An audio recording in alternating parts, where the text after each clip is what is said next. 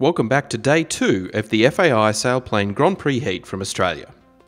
The weather was weaker again today, so our task keeps our pilots close to home to provide as much opportunity as possible for spectators on the ground to enjoy the race. Our pilots head north to Dimboola and then race south towards Mount Arapiles before proceeding east above the airfield. Then, we'll send them north once more before coming home. Cooper caught up with Brad Edwards to find out his plan for the day and to get his assessment of the conditions. So, the task and the conditions yesterday in day 1, what was your opinion on it? Yeah, it was an interesting day. It started off very soft, and we had trouble staying up. A couple of gliders came back and landed, couldn't get away, and I almost came back and landed, so we weren't too sure to start with what the day was going to be like, but fortunately it warmed up and we got quite good heights in the end, and it turned out to be quite a good day at the end.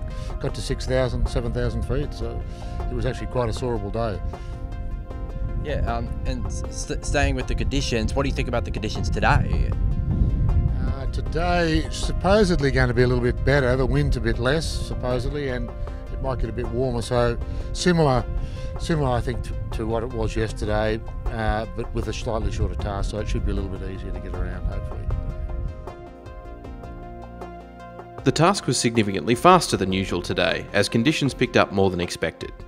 This allowed our pilots the opportunity to push their sailplanes to the limit, obtaining the most optimum glide to make it around the short course. The replay for today's task is now available at sgp.aero for you to watch whenever you like. You can also tune in live to watch the task during the race. Today's winner was Peter Temple. Arnold sat down with Peter to find out about the race today. I'm with day 2 winner Peter Temple, who is the current Australian 18-metre champion. Peter, congratulations on today's win. Thank you. It was a short but sharp course. How did you find going down the first leg? Well, the first leg was a bit of a challenge actually. I think anybody kind of watching with the online tracking would have seen that. We went through the gate at slightly below 3,500 feet, and it took a long time before anybody got a reasonable climb. So one of the problems is that we're all kind of scratching around until we got to the first turn at Dimboola.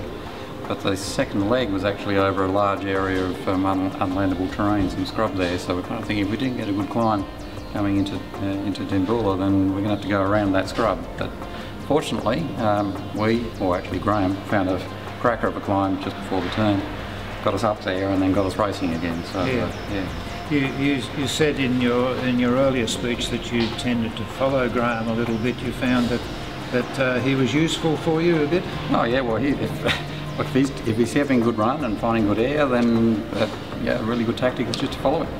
So yeah, that worked well for me today. I didn't need to actually do the work and find the climbs, just let Graham in front do that.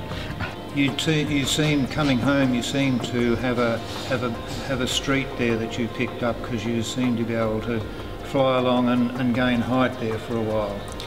Well, it was a tactical decision. With Grand Prix flying, if you're in the lead, if I took a weaker climb, then I'd just immediately get jumped on by the crowd coming in behind.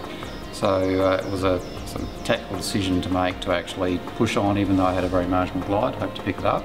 Worst case, I need to take a climb, maybe lose a few places. But as it turns out, as you say, it was actually very good air coming home, and ended up at least 500-600 feet above glide, just flying in a straight line. So really good air, and it worked well. And dump the water at the end? And dump the water at the end, yeah, I stayed full all day. And only right at the end that I dumped the water. All right.